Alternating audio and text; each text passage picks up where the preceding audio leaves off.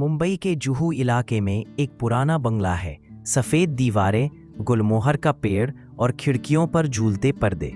रात के 3 बजे जब पूरा इलाका सो जाता है तब उस बंगले में हल्की सी रोशनी दिखती है।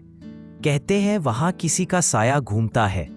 एक औरत का साया, सफ़ेद साड़ी में, हाथों में गुलाब, आंखों में अधूरा सपना और होठों पर वही मुस्कान जो कभी हिंदी सिनेमा की पहचान हुआ करती थी। लोग कहते हैं वो नूतन है, वो अब भी जिंदा है, अपनी अधूरी कहानी कहने के लिए। नूतन का जन्म 1936 में एक फिल्मी परिवार में हुआ। उनकी मां शोभना समर्थ खुद एक जानी मानी अभिनेत्री थी, लेकिन नूतन बचपन में बहुत शर्मीली, शांत और संवेदनशील थी।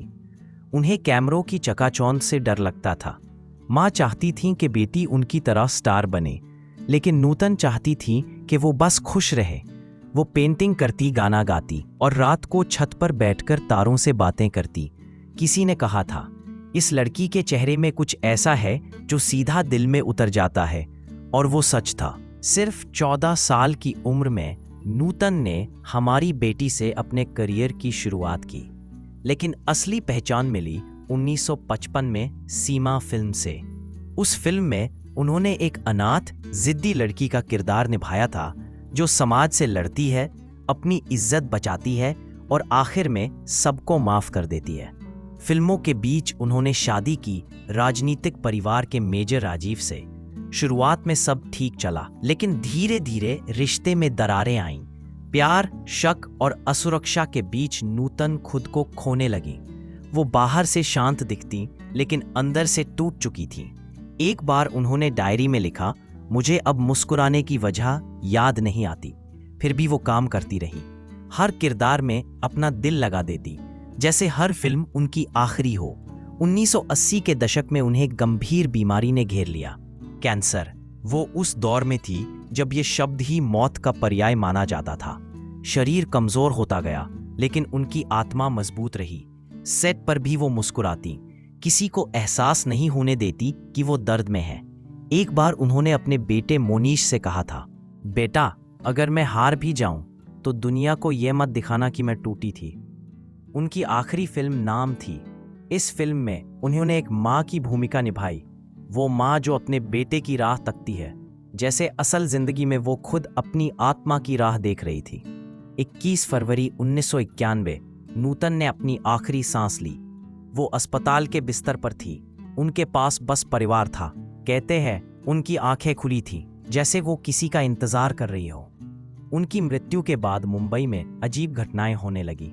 उनके बंगले से कभी रात में पियानो की धुन सुनाई देती, कभी बालकनी में साया दिखता।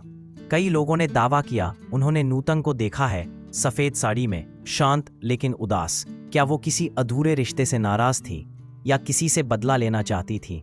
कहते हैं उनकी आत्मा बार बार उसी कमरे में लौटती है जहां उनकी आखिरी सांस चली थी।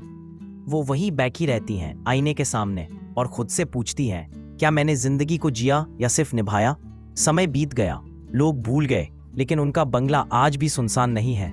एक नई अभिनेत्री जब वहां शूटिंग करने आई तो उसने बताया, रात में किसी ने मेरे कंधे पर हाथ रखा और कहा, डरो मत, तुम अच्छा कर रही हो। जब उसने मुड़कर देखा, कोई नहीं था, लेकिन कमरे की दीवार पर लगी नूतन की तस्वीर मुस्कुरा रही थी। शायद नूतन अब बदला नहीं, सुकून चाहती है। शायद वो नई पीढ़ी की हर लड़की को कहना चाहती है, अपने सपनों को किसी और की मर्जी पर मत छोड़ो। नूतन की कहानी सिर्फ एक आत्मा की नहीं, बल्कि उस औरत की है जिसने हर दर्द को मुस्कुराहट से ढक दिया।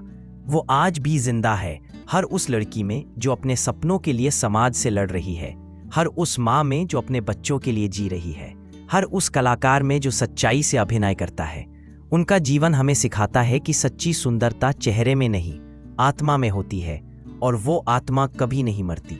कहते हैं रात के आखिरी पहर जब चांद अपनी रोशनी बिखेरता है तो जुहू के उस बंगले की खिड़की से एक साया झांकता है।